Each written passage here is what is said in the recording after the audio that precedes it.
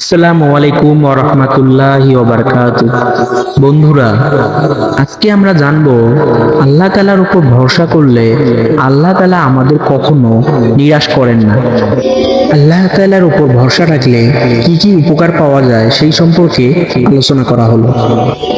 সকালের নরম আলো ফুটছিল গ্রামের পথে। আলী একজন সাধারণ কৃষক। তার ছোট্ট কুঁড়েঘর থেকে বেরিয়ে মসজিদের দিকে পা বাড়ালো। ফজরের নামাজের সময় হয়ে এসেছে। তার হাতে একটি পুরনো মিসওয়াক আর মনে এক অদ্ভুত অস্থিরতা। গতকাল রাতে সে স্বপ্নে দেখেছিল একজন আলিপুত মানুষ তাকে বলছেন, আজ তোমার জন্য একটি পরীক্ষা অপেক্ষা করছে। ধৈর্য আর বিশ্বাস নিয়ে এগিয়ে চলো। মসজিদে পৌঁছে আলী নামাজ শেষ করলো। ইমাম সাহেব সঙ্গে কিছুক্ষণ কথা বলে তার মন একটু হালকা হলো।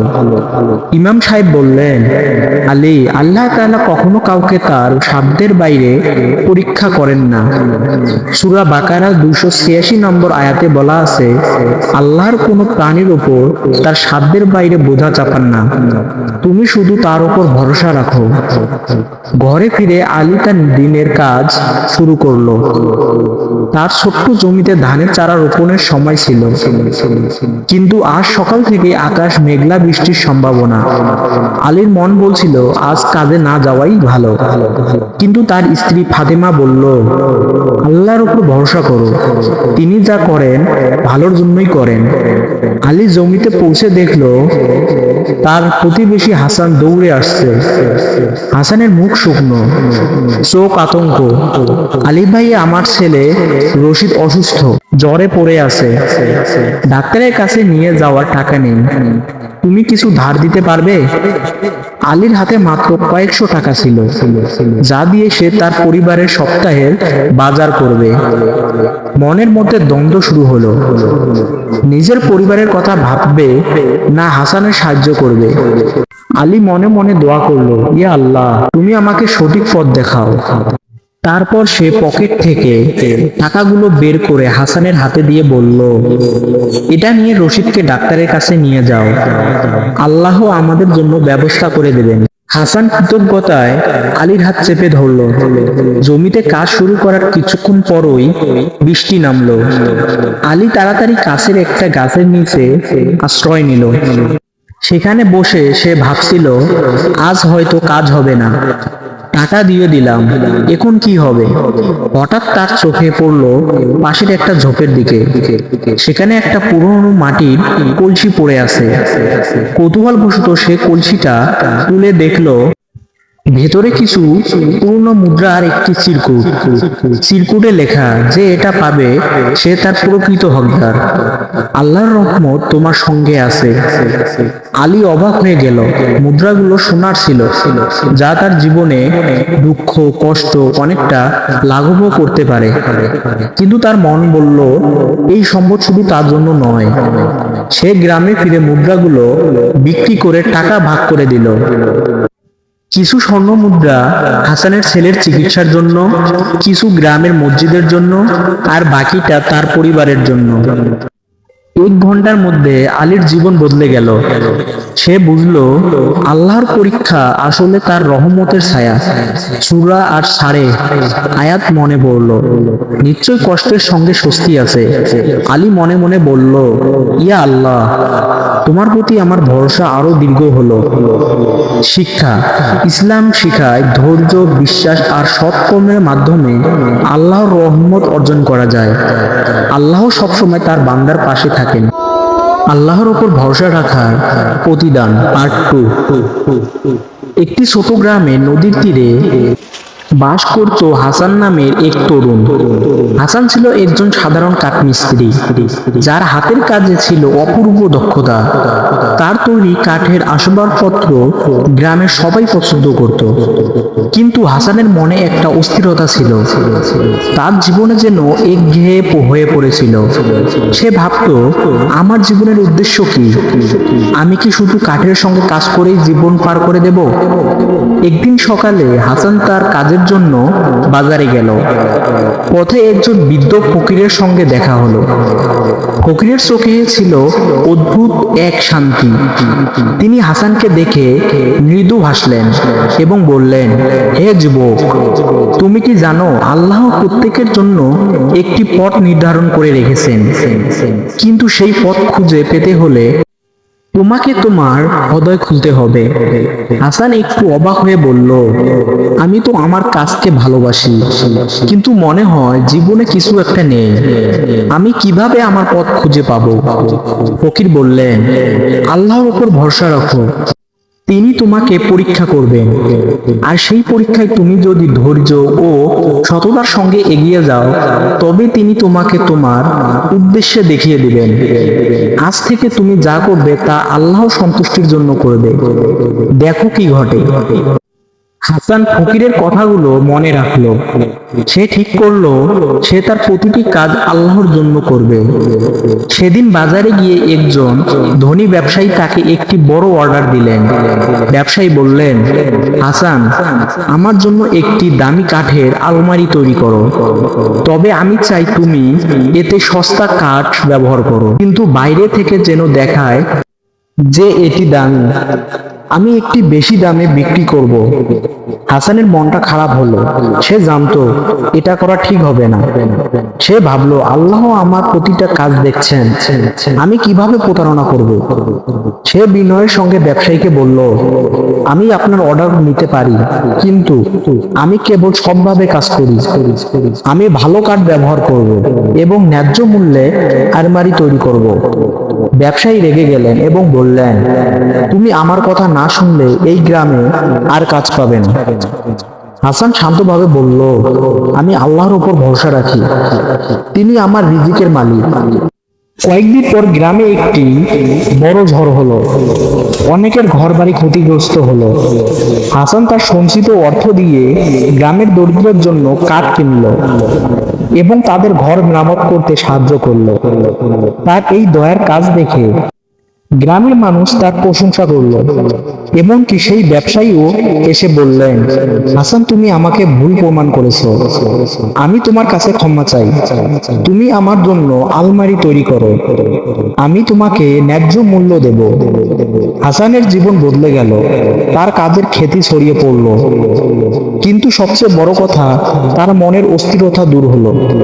সে বুঝল জীবনের উদ্দেশ্য হলো আল্লাহর সন্তুষ্টি অর্জন করা, আর তা সম্ভব সততা, দয়া এবং ধৈর্যের মাধ্যমে। 1 বছর পর সেই ফকির আবার হাসানের সঙ্গে দেখা করলেন। তিনি হেসে বললেন, হাসান, তুমি কি এখন তোমার পথ খুঁজে পেয়েছো? হাসান হাসলো এবং বলল, হ্যাঁ, আমি বুঝেছি আল্লাহর পথে চললেই জীবন আলোকিত হয়। ইসলামের শিক্ষা গল্পে সততা। হাসান প্রতারণার প্রস্তাব প্রত্যাখ্যান করে ইসলামের সততা নীতি মেনে চলে। কুরআনে বলা হয়েছে, হে ঈমানদারগণ, আল্লাহকে ভয় করো এবং সত্যবাদীদের সাথে থাকো। সূরা আল তাওবা 199। আল্লাহর উপর ভরসা। হাসান আল্লাহর উপর ভরসা রেখে তার রিজিকের জন্য চিন্তা করেন। কুরআনে বলা হয়েছে যে আল্লাহর উপর ভরসা করে তার জন্য আল্লাহর যথেষ্ট। হাসান গ্রামের মানুষের জন্য নিজের সম্পদ ব্যয় করেছে, যা ইসলামের দান ও সেবার গুরুত্ব তুলে ধরে। আসসালামু আলাইকুম ওয়া রাহমাতুল্লাহি ওয়া বারাকাতুহু। আশা করি আপনারা সকলে ভালো আছেন। বন্ধুরা, আজকের এই ভিডিওতে আমরা বলবো যে হযরত ফাতেমা রাদিয়াল্লাহু তাআলা আনহু এর জন্য জান্নাত থেকে পোশাক আসা এবং তার একজন ইহুদি বান্ধবীর বিয়েতে যেভাবে জান্নাতি পোশাক পরে গিয়েছিলেন সেই সম্পর্কে একটি বিস্ময়কর সত্য ঘটনা, যা শুনে আপনার মন ছুঁয়ে যাবে ইনশাআল্লাহ। তাই ভিডিওটি একেবারে শেষ পর্যন্ত দেখবেন। বিশ্বনবী হযরত মুহাম্মদ সাল্লাল্লাহু আলাইহি সাল্লামের মেয়ে হযরত হাসান হুসাইনের মা যখন ছোট ছিলেন, তখন সেই বয়সে একজন ইহুদি মেয়ের সাথে বন্ধুত্ব হয়। বন্ধুত্ব হওয়ার পর প্রায় 12 বছর পার হয়ে যায়। তারপর একদিন সেই ইহুদি মেয়েটির বাবা তার মেয়েকে বলে যে সে তার জন্য একজন স্বামী নির্বাচন করেছেন। ছেলেটি হলো শিল্পপতির ইহুদির ছেলে। বাবা মেয়েকে জিজ্ঞেস করলেন, মা, তুমি কি এই বিয়েতে রাজি? মেয়েটি বলল, বাবা, এই উত্তরটি আমি কালকে দিব, আজকের রাতে আমাকে সময় দিন, আমি একটু ভেবে দেখি। মেয়েটি তার বাবার কাছে সময় নিয়ে আর কোনো দিকে তাকালো না। হযরত ফাতেমা রাদিয়াল্লাহু তাআলা আনহুর কাছে চলে গেলেন। মেয়েটি ফাতেমা রাদিয়াল্লাহু তাআলা আনহুর কাছে এসে বলল, হে বোন, তোমার সাথে আমার দীর্ঘ 12 বছরের সম্পর্ক, তুমি কখনো আমাকে ভুল পরামর্শ দাওনি। বাবা একজন ছেলের সাথে আমার বিয়ে ঠিক করে ফেলেছে এবং তিনি আমাকে তার সাথে বিয়ে দিতে চান। এখন তুমি আমাকে বলো যে আমি সেই বিয়েতে রাজি হব কিনা। ফাতেমা রাদিয়াল্লাহু তাআলা আনহু বললেন, তোমার বাবা যেহেতু বিয়ে ঠিক করেছেন সেহেতু তুমি বিয়েতে রাজি হয়ে যাও।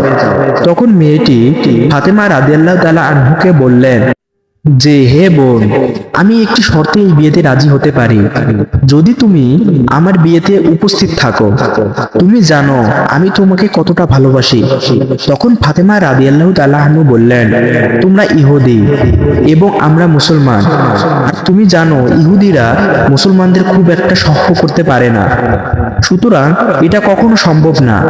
আমি যদি তোমার বিয়েতে উপস্থিত থাকি তাহলে মুসলিমরা আমার বাবাকে নিয়ে ঠাট্টা করবে এবং লজ্জিত করবে। এছাড়াও ইহুদি সম্প্রদায়ের মধ্যেও তুমি প্রশ্নের সম্মুখীন হবে। এছাড়াও তোমাকে নিয়ে তোমার ইহুদি বন্ধুরা হাসি ঠাট্টা করবে।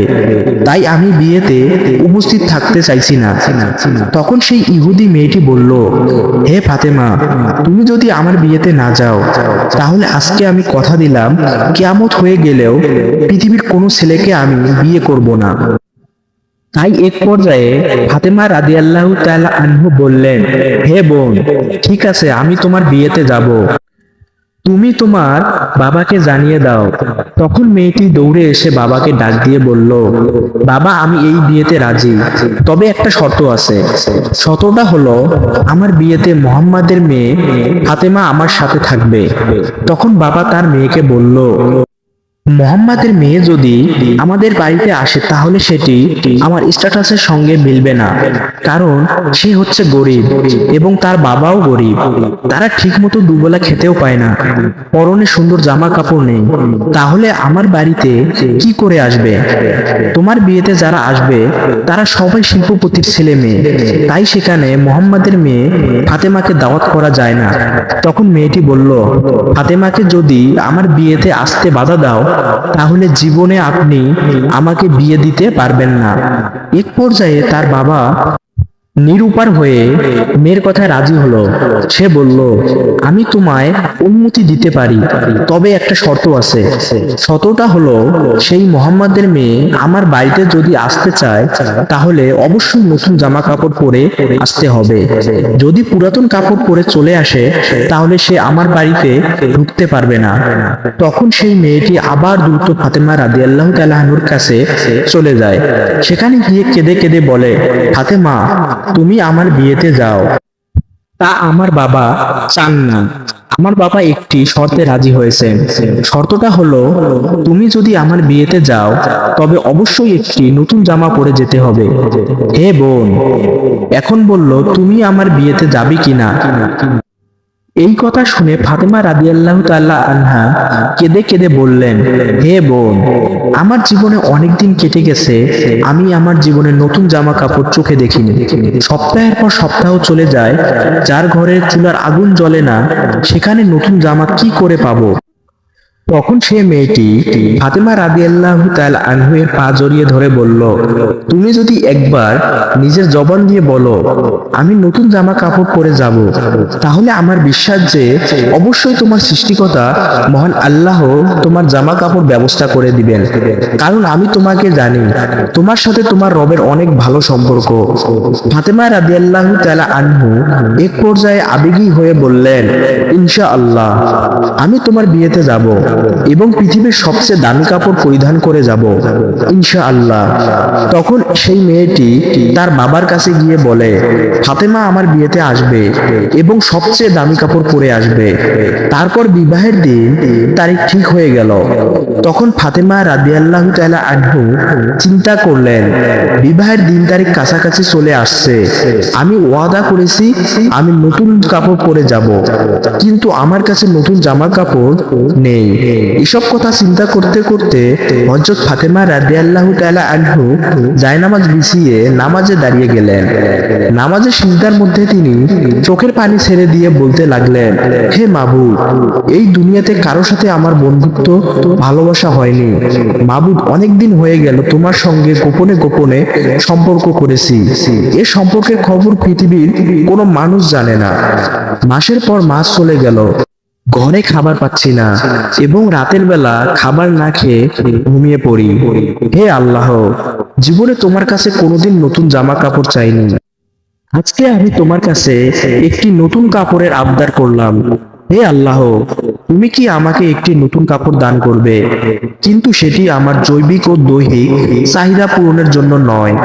আমাকে এমন একটা নতুন কাপড় দান করো যেটি পরে আমি আমার বান্ধবীর বিয়েতে যেতে পারি এবং উক্ত বিয়ে বাড়িতে যত মেয়েরা আছে সকল মেয়েরা যেন আমার কাপড়ের দিকে তাকিয়ে কালেমা পড়ে মুসলমান হয়ে যায়। এভাবে চোখের পানি ছেড়ে দিয়ে ফাতেমা রাদিয়াল্লাহু তাআলা আনহু কান্নাকাটি করছেন। নামাজ শেষ করে যখন তিনি সালাম ফেরালেন, এমন সময় ঘরের কোণে তাকিয়ে তিনি কাপড়ের দুটি প্যাকেট দেখতে পেলেন। তখন তিনি কাপড়ের প্যাকেট দুটি নিয়ে ছুটে পিতা মুহাম্মদ সাল্লাল্লাহু আলাইহি সাল্লামের কাছে চলে গেলেন। বাবাকে জড়িয়ে ধরে কাঁদতে লাগলেন এবং বললেন, বাবা, আমি কখনো আল্লাহ তাআলার কাছে জামা কাপড় আবদার করিনি। আজকে মহান আল্লাহ তাআলার নিকট একটি নতুন কাপড়ের আবদার করে তার দোয়া শেষ সালাম ফিরিয়ে দেখি ঘরের কোণে প্যাকেট পড়ে আছে। আমি জানি না সেই কাপড় দুটো কে দিয়েছে। আপনি খোঁজ নিয়ে দেখেন কোথা থেকে এসেছে। এই কথা শুনে হযরত মুহাম্মদ সাল্লাল্লাহু আলাইহি সাল্লাম কাপড়ের প্যাকেট দুটি হাতে নিলেন এবং খোলার সাথে সাথে তিনি জান্নাতের ঘ্রাণ পেলেন, যেমনটা তিনি মিরাজের রাতে পেয়েছিলেন। সুবহানাল্লাহ। তখন বিশ্বনবী সাল্লাল্লাহু আলাইহি সাল্লাম ফাতেমা রাদিয়াল্লাহু তাআলা আনহুকে জড়িয়ে ধরে কপালে চুমু দিয়ে বললেন, এ কাপড় তুমি কোথায় পেয়েছো? এটা তো দুনিয়ার কোনো কাপড় নয়। তুমি আল্লাহর সাথে যে সম্পর্ক করেছো, ফাতেমা, আল্লাহ তোমার উপর সন্তুষ্ট হয়েছেন এবং তোমার দোয়া কবুল করেছেন। আল্লাহ তাআলার নিকট একটি কাপড়ের আবদার করার কারণে মহান রাব্বুল আলামিন তোমার দোয়া কবুল করে জান্নাতুল ফেরদৌস থেকে তোমার কাপড়ের ব্যবস্থা করে দিয়েছেন। সুবহানাল্লাহ। তারপর রাসূল সাল্লাল্লাহু আলাইহি সাল্লাম বললেন, তুমি এই কাপড় পরে ইহুদির মেয়ের বিয়েতে যাবে, কিন্তু শর্ত হলো অবশ্যই তুমি পর্দার সাথে সেখানে যাবে। হযরত ফাতেমা রাদিয়াল্লাহু তাআলা আনহু যখন সে জান্নাতি কাপড় পরিধান করে তখন তার সৌন্দর্য আরো বেড়ে গেল। সে কাপড় পরে ফাতেমা রাদিয়াল্লাহু তাআলা আনহু যখন বিয়ে বাড়িতে প্রবেশ করলেন, ফাতিমা যেন জান্নাতে আলোকিত হয়ে গেল। মহিলারা তখন নববধূর থেকে চোখ ফিরিয়ে অবাক হয়ে ফাতেমা রাদিয়াল্লাহু তাআলা আনহুর দিকে তাকিয়ে রইল। সবাই বলতে লাগলো, হে ফাতেমা, তুমি তো অনেক গরিব, তাহলে এই কাপড় তুমি কোথায় পেলে? আমরা তো জীবনেও দেখিনি। তখন ফাতেমা রাদিয়াল্লাহু তাআলা আনহু বললেন, এটি যে বাজার থেকে কিনেছি সেই বাজারের দোকান আপনারা চিনবেন না, এমনকি যে রাস্তা দিয়ে সে বাজারে গিয়েছি তোমরা সেই রাস্তাও চিনবে না। তখন সেই মহিলারা বলল, ফাতেমা, তুমি সেই ঠিকানা বলতে দেরি, কিন্তু আমাদের চিনতে দেরি হবে না, সুতরাং তুমি শুধু একবার বলো। তখন ফাতেমা রাদিয়াল্লাহু তাআলা আনহু বললেন, বোনেরা আমার, আমি যে বাজার থেকে এবং যে দোকান থেকে কাপড়টা ক্রয় করেছি সে বাজারে কোনো সাধারণ রাস্তা দিয়ে যাওয়া যায় না। ওই দোকানে এবং ওই মার্কেটে যেতে হলে একটি বিশেষ রাস্তা দিয়ে যেতে হয় এবং সেই রাস্তার নাম হলো সিরাতুল মুস্তাকিম, যে রাস্তার জন্য আমার বাবা সব সময় দিনের দাওয়াত দিয়ে থাকে, যে রাস্তার জন্য আমার বাবা তায়েফের একবার রক্তাক্ত হয়েছেন, যে রাস্তার জন্য আমার বাবা উম্মতি উম্মতি বলে সর্বদা ক্রন্দন করে, সেই রাস্তার নাম হচ্ছে সিরাতুল মুস্তাকিম। তোমরা যদি সিরাতুল মুস্তাকিমের রাস্তা দিয়ে চলতে থাকো তাহলে কিছুটা সামনে একটি বাজার পাবে। সে মার্কেট বা বাজারের নাম হলো জান্নাত। আর জান্নাত নামক বাজারে যদি প্রবেশ করতে পারো তাহলে সে দোকানটি পেয়ে যাবে। সে দোকানের মালিক আমাকে এই পোশাকটি উপহার দিয়েছেন। সে দোকানটির নাম হচ্ছে জান্নাতুল ফেরদৌস। তখন মহিলারা ফাতেমা রাদিয়াল্লাহু তাআলা আনহু এর কথা শুনে বললেন, ফাতেমা, আমরা সেই রাস্তায় যাব, তুমি আমাদের বলে দাও কি করে যেতে হবে। ঐতিহাসিকদের মতে উপস্থিত অধিকাংশ মহিলারাই ফাতেমা রাদিয়াল্লাহু তাআলা আনহুর গায়ে শোভাবর্ধনকারী পোশাকটি দেখে এতটা আবেগপ্রবণ হয়ে পড়েছিলেন যে নারীরা তা পাওয়ার জন্য মনে হচ্ছিল যেন জীবনও দিতে পারেন। তখন ফাতেমা রাদিয়াল্লাহু তাআলা আনহু বললেন, সেই রাস্তা দিয়ে যদি বাজারে যেতে হয় তাহলে তোমাদেরকে আমার সাথে সাথে একটি বাক্য উচ্চারণ করতে হবে। তখন সেই নারীরা বলল, আমরা উচ্চারণ করব, তুমি বলো।